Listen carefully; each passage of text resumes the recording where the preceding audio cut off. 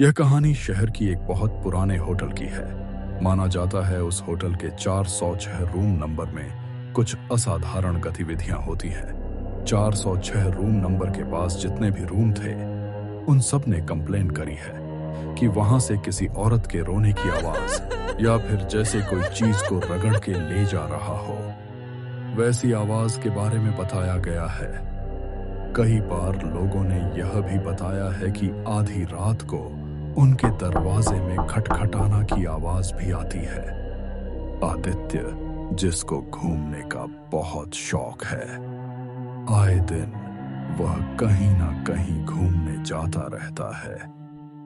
एक दिन आदित्य अपनी छुट्टी बिता के वापस अपने घर को लौट रहा था। आदित्य, एक काम करता हूँ, आज यहीं कहीं कोई होटल में रुक जाता हूँ।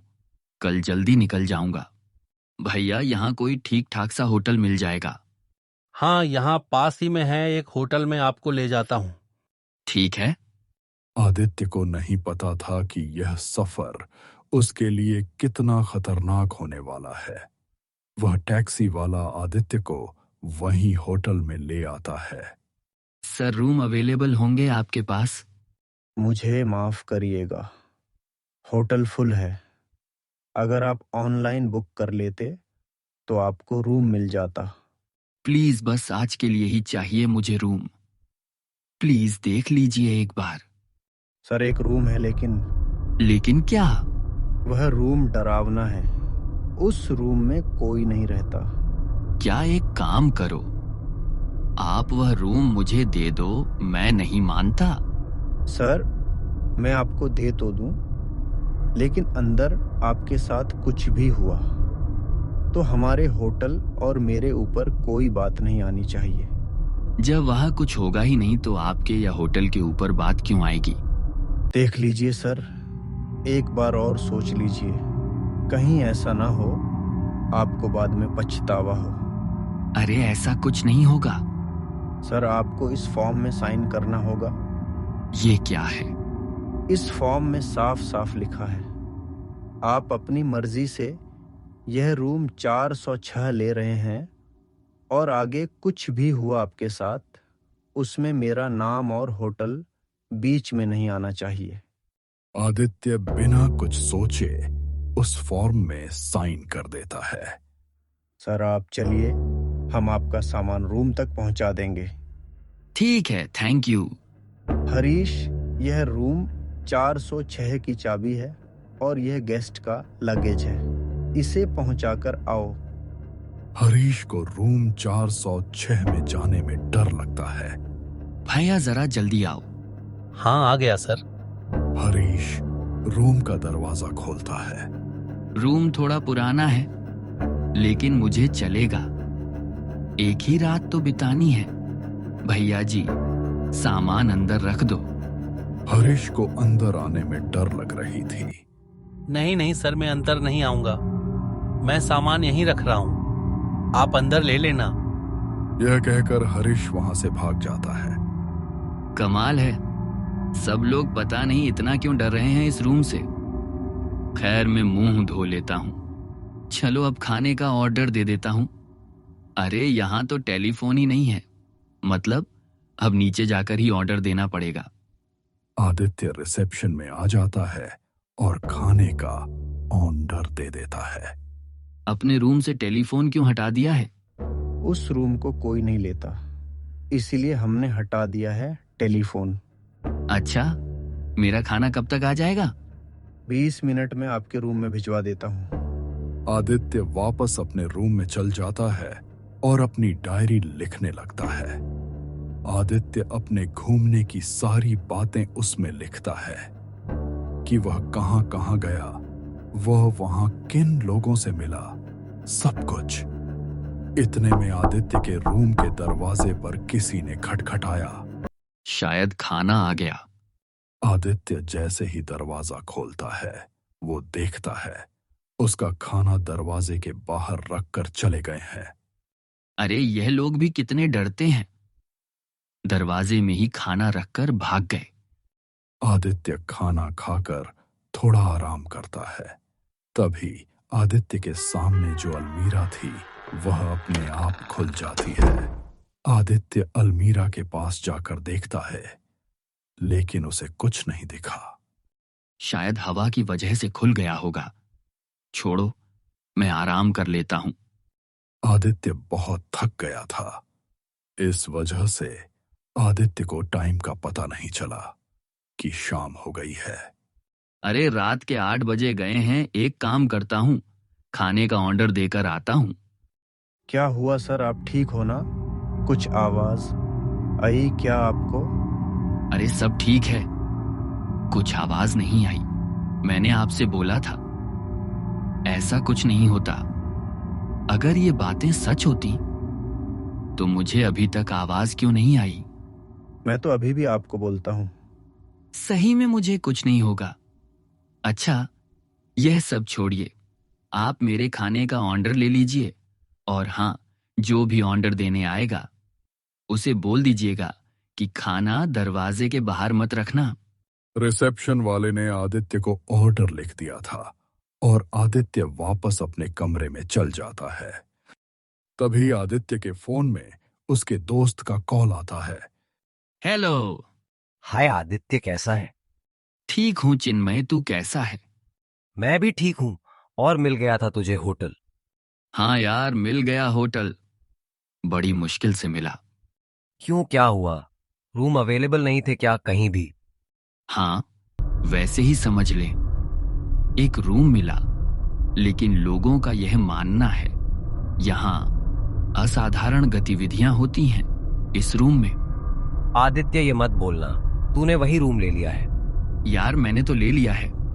अबे यार, तो तूने क्यों लिया ये रूम?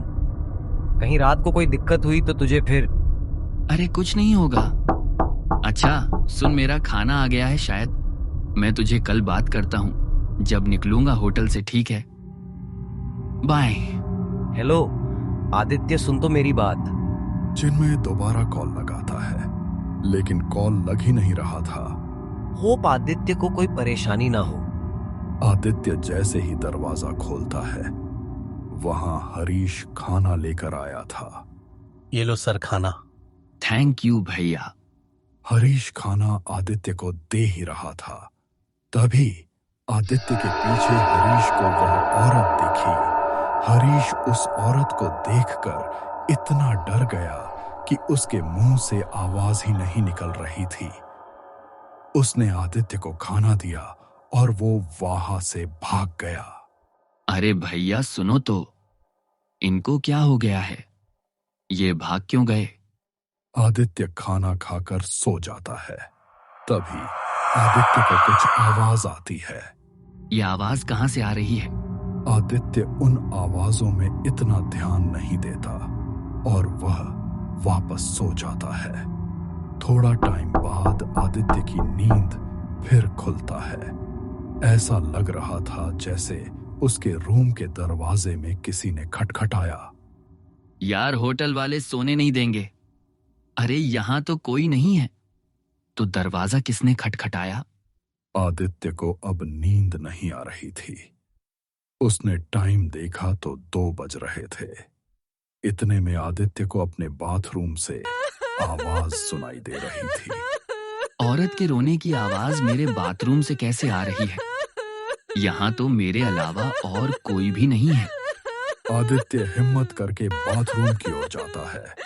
आदित्य को बाथरूम के शीशे में देखता है। किसी ने खून से लिखा था, तू मरने वाला है। आदित्य यह सब देखकर उसको अपनी आंखों में विश्वास नहीं हो रहा था कि यह सब उसके साथ क्या हो रहा है।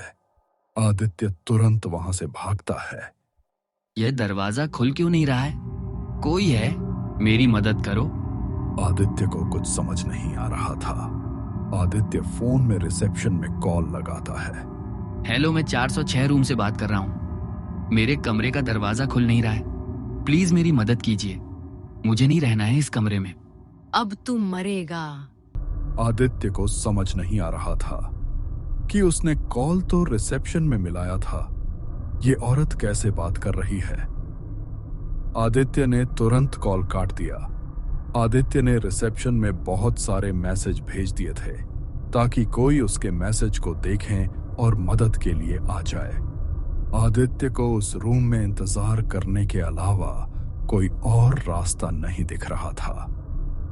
आदित्य को रोने की आवाज फिर सुनाई दे रही थी। ऐसा लग रहा था मानो कोई ठीक उसके बगल में रो रहा हो।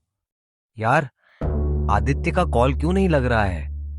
मुझे चिंता हो रही है बहुत। एक काम करता हूं, उस होटल का नंबर इंटरनेट से निकाल लेता हूं। हेलो, मेरा दोस्त आदित्य आपके होटल में रुका है। 406 था शायद उसके रूम का नंबर। यस सर, वह हमारी ही होटल में रुके हैं। प्लीज एक बार आप उसको चेक कराइए कि वह ठीक है कि नहीं। उसका कॉल ही नहीं लग रहा है। सर, मैंने उनको मना किया था कि मत रुकिए, उस रूम में वह रूम सही नहीं है। बहुत साल पहले यह होटल अपार्टमेंट हुआ करता था। तभी उस 406 रूम में एक औरत रहती थी, लेकिन वह अपार्टमेंट किसी बिल्डर ने ले लिया था और उसने यहाँ के लोगों को पैसे देकर निकाल दिया था। मगर वह औरत को अपना अपार्टमेंट नहीं छोड़ना था। वह इस सब से इतना परेशान हो गई थी, उसने रूम 406 में अपनी जान दे दी। और जब से यह होटल बना है, उस रूम में असाधारण गतिविधियां शुरू होने लग गई हैं, मानो जैसे वह औरत अभी भी वही 406 रूम में है। चिन्मय को उनकी बात सुनकर एहसास होने लग गया था कि आदित्य की जान खतरे में है। प्लीज आप उसको उस रूम से निकालिए, मैं भी वहां पहुंचता हूं। वह आदित्य के कमरे की ओर गए और उन्होंने रूम में खटखटाया। कोई है बाहर? प्लीज मुझे यहाँ से बाहर निकालिए, ये दरवाजा खुल ही नहीं रहा है। हाँ सर, मैं कोशिश कर रहा हूँ, लेकिन यह दरवाजा नहीं खुल रहा है। रुकिए, मैं कि इस रूम की दूसरी चाबी लेकर आता हूँ। नहीं नहीं, प्लीज आप मत जाओ, मेरे साथ ही रहो। सर, आप बिल्कुल मत घबराओ, मैं बस चाबी लेकर जल्दी लौट आऊंगा। लेकिन देर मत करना। आदित्य को बहुत डर लग रहा था और आदित्य के कानों में उस औरत की आवाज आने लगती है। वह खिड़की से कूद जाओ, कूद जाओ। आदित्य को मानो वह आवाज उस खिड़की से कूदने को बोल रही थी। आदित्य को मन ही मन लग रहा था कि नहीं, यह सब सच नहीं है, लेकिन वह आवाज उसे वह सब करा रही थी। आदित्य खिड़की के पास पहुंचने ही वाला था। आदित्य बहुत अपने आप को कूदने से रोक रहा था, लेकिन वह आत्मा उसे वह करा रही थी। आदित्य के ऊपर वह आत्मा हावी हो गई थी, मानो जो वह बोल रही थी, आदित्य को ना चाहते हुए भी वह करना पड़ रहा था। आदित्य जैसे ही खिड़की से खुदने ही वाला था, इतने में उसके रूम का दरवाजा खुल गया। सर, आप ठीक हो ना? चलिए यहाँ से बाहर निकलते हैं। आदित्य और मैनेजर बाहर आ जाते हैं। थोड़ी देर बाद आदित्य का दोस्त चिन्मय भी वहां आ जाता है। तू ठीक है ना? आदित्य, तुझे कुछ हुआ तो नहीं? हाँ, मैं ठीक हूँ। मैनेजर ने मुझे बताया तेरा कॉल आया था। शायद अगर तू नहीं होता तो मैं आज सही में अपनी जान दे देता। ये सब छोड़, चल घर चलते हैं। आदित्य और चिन्मय ने मैनेजर से अनुरोध किया कि उसे रूम को अब हमेशा हमेशा के लिए बंद कर दीजिए। Subscribe for more.